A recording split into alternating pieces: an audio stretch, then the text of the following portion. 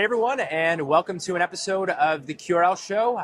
Myself and my co-host Michael Strike are here to talk live from ETHDenver.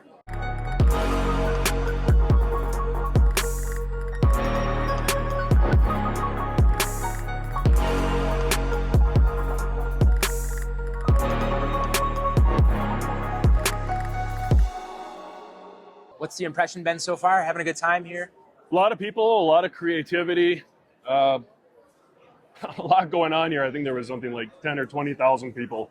Yeah. Probably this is one of the biggest blockchain events in the world, so I'm thrilled to be here. Yeah, right at the hub. Yeah, I think we've been having a number of amazing conversations with developers, builders, a number of banks, institutions, investors, all coming over and really just educating them on what the QRL is about and where the quantum threat drives from.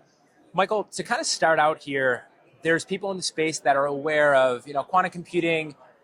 Some see it as a futuristic thing. Some kind of understand what's actually going on in terms of Microsoft, the big players, Google, all the progress they're making. Can you fill us in a little bit in terms of where does the quantum threat lie for every blockchain project that is in this room? What's the vulnerability? So essentially the vulnerability comes down to elliptical curve cryptography, which is a subset of asymmetric encryption, which actually goes back to the late 1970s. And the problem becomes that if you're not post-quantum secure since the first block, you start peppering public addresses all over the place, public addresses on the chain itself that become immutable, in public chains in the mempool, public addresses in the mempool, public addresses just being stored for, I'm certain they're being stored for reasons that I can't even imagine.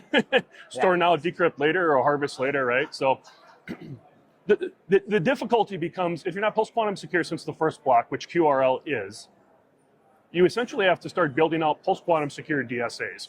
And we're starting to see that now with some of the bigger projects. Yeah. One of the things you also see is the narrative starts to run that the projects are becoming post-quantum secure, but that's really only a small fraction of the truth, because in order to actually go post-quantum secure, if you're not from the first block, you have to put together a new DSA, a post-quantum DSA.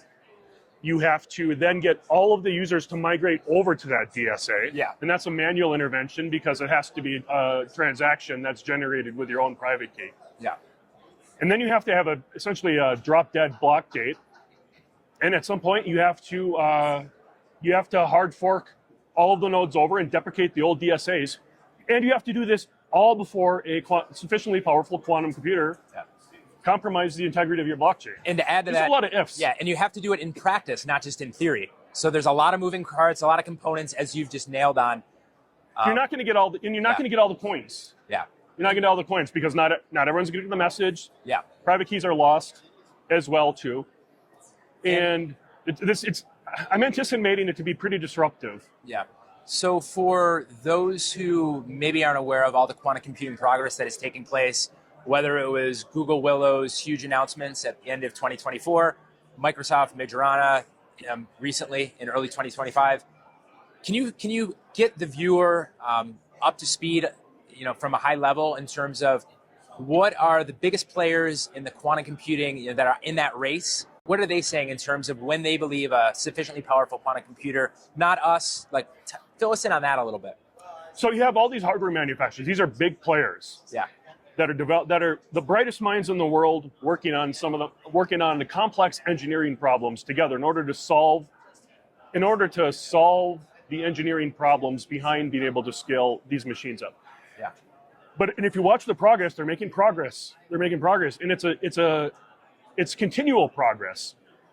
Extrapolating that out, they're all saying the same thing, in that quantum computers that are actually cryptographically relevant are coming. Yeah. They're gonna be here. And you don't even have to listen to anyone on the hardware aspect itself. The governments are already migrating towards post-quantum security. Yeah. NIST has been working on this for years. Biden signed into law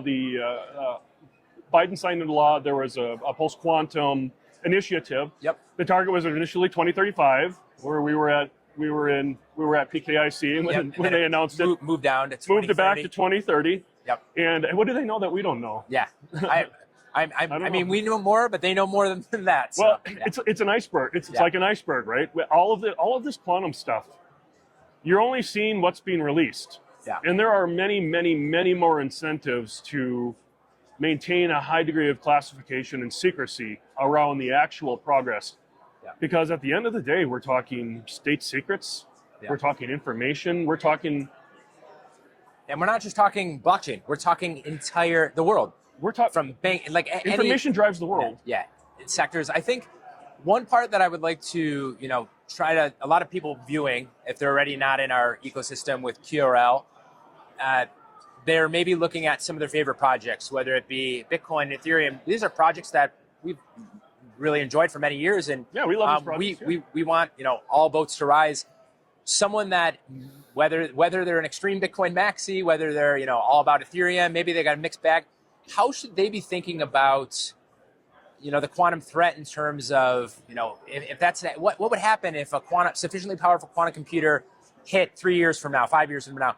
What would that look like for them if they're the projects that they're involved in didn't do anything like that? What are the ramifications? So the ethos behind the original Bitcoin white paper and the ethos of the blockchain is essentially trusting the code, right? Yeah. So the code stays the same, but you have an attack vector here that is scaling faster than people anticipated. Yeah. And that's scary. And worst case scenario is bad. Yeah. Destruction of confidence. Yeah. And rewriting transactions and essentially double spend attacks. Yeah. Which is possible with sufficiently powerful quantum computer through multiple attack vectors. Yeah. And Bitcoin was the blockchain that solved the double spend problem. Yeah. And that was the whole point that was holding back cryptographic money for such a long time. Yeah. And they did that by solving the Byzantine Empire problem. So best case scenario, the quantum computers take much longer than are anticipated. Yeah. But it comes down and somehow things are able to mostly smooth over, I think. But it really comes down to each individual person to identify what your own risk exposure is, what your comfort level is. Yeah. And the world's already moving this way. Yeah. Government's already moving this way. States are already moving this way. Yeah. They're working on the hardware. They're working on the post-quantum algorithms. Yep. We're just doing what all the best cryptographers in the world are doing. Yeah. Can you touch a little bit we kind of wrap up this portion can you touch on, so sufficiently powerful quantum computer is when it's capable in the coming years of breaking that cryptography is underlying, as you've touched on with ECC. What about the cryptography that QRL uses? What gives it credibility? What makes it not vulnerable? Whereas all the other projects in this room, there is a vulnerability. Really, really condense that down so we can have that takeaway. I think that's really important. How are we quantum secure? Yes. That's the question we've been getting. I think we've got that at least twice today. Yeah, we've gotten. How are you guys quantum secure? It's a great question. Our blockchain here at the QRL started with an XMSS, which is recommended by NIST. Yep. After lots and years of a lot of peer review. There were 70 candidates in the beginning, something like that. And we're down to 5, I think. At the end, it was actually 2, XMSS and LMS. But yeah, I think it actually was down to 5, and then it actually went down to 2. It continues funneling as progress happens. Yep. They landed on XMSS and LMS. We were really happy about that. That we had picked the right one at the time. Yeah. But how are we quantum secure? We're following government-grade encryption. That's academically vetted. That's professionally vetted by professionals in the industry and the world. So it's not just us saying that we're post-quantum secure. NIST and all the great, the brightest minds in the world are doing a lot of the legwork, and rightfully so. We're a team under 20 people, so we're following what the experts are saying. Yeah. It's not proprietary. It's all open source. Yeah. You can look at it yourself. There's no secrets in the code. Yeah. So. And what's a next step as a wrap up for this one? What's a next step for someone to take? Maybe we've got them, intrigued. It's resonating, this message with them a little bit. What next steps should they take? We have a vibrant Discord community. They can obviously go to the QRL.org and learn about it. Where else do you recommend, beyond going down, the rabbit hole of what's next? Point people to a few places for where they can start next and really kind of explore at their own pace. So we have a great Discord community. A lot of those guys have been there for years, going on 7, 8 years now. Yeah. But at the end of the day, I think it really just comes down to just taking the time to do your own research and educate yourself, and then come up with your own risk assessments. Yeah. So, like I said, we're not screaming FUD. I love Bitcoin, Ethereum. I was mining Bitcoin in 2013. I've been in the space for a while now. We're not screaming FUD on anything, but we are saying, hey guys, the world is moving this way. We're putting together a solution here. Yeah. So we're trying. We want to support the We want to support the blockchain ecosystem. I love the core values of blockchain. Yeah. I love the freedom. I love how the code doesn't care how old you are, what race you are, where you're from, who your parents are. It doesn't care about it. It treats everyone the same. And to me, it's like being treated equally should almost be a prerequisite. Yeah, prerequisite, but also like a basic human right, kind of, to be treated respectfully and the same as someone else.